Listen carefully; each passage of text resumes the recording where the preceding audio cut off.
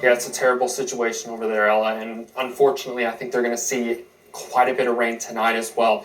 Some of the hardest hit areas, even this is in Kerrville, moderate flood risk tonight for up to a foot of rain for parts of these areas in that red shaded area, but it can't be rolled out for anywhere in the yellow. Back here at home, we saw some rain. We didn't see a foot of rain, of course. Some of us saw nothing, a lot of traces showing up on the board. Knoxville saw just under a tenth of an inch, but Wartburg saw almost an inch and a half, and just southeast of the Gatlinburg area, north of Mount LeConte, there were a couple of 2-inch reports around that area. So it's kind of boom or bust today for many of us. Temperatures right now in the mid 70s, 75 Knoxville, Maryville, 70 in Kingston, 76 in Pikeville. And tonight we'll cool off a few more degrees. The rain already cooled us off pretty good, but 72 in Knoxville, 70 in Kingston and Spring City, upper 60s in the Plateau. And that mugginess will definitely be there. This is the current mugginess, and it'll really stay that way over the next week or so. But with that combined, the lower temperatures and all that humidity that was added, I think at least some patchy fogs,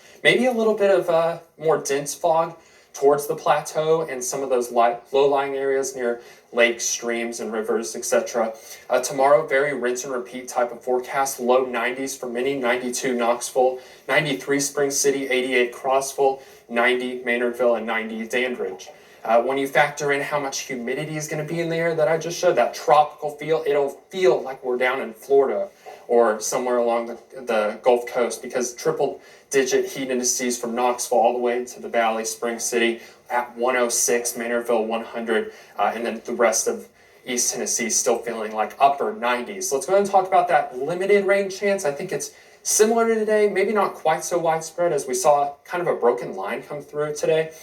But similar situation where all of us have at least an opportunity for showers and storms throughout the entirety of tomorrow, about 40% of us or so. With that very, very limited threat of isolated flooding, we saw 2 flash flood warnings today.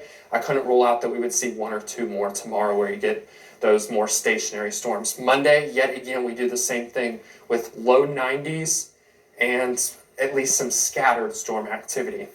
About half of us, again, seeing some rain. Tuesday, I think it looks a little bit drier, but still some of us seeing rain. And then it looks like we really start ramping up that rain chances. Average high is 89 right now, and we'll be pretty close to that, maybe a little bit hotter. And then those days where we see more rain might be a touch cooler. I could definitely feel the difference.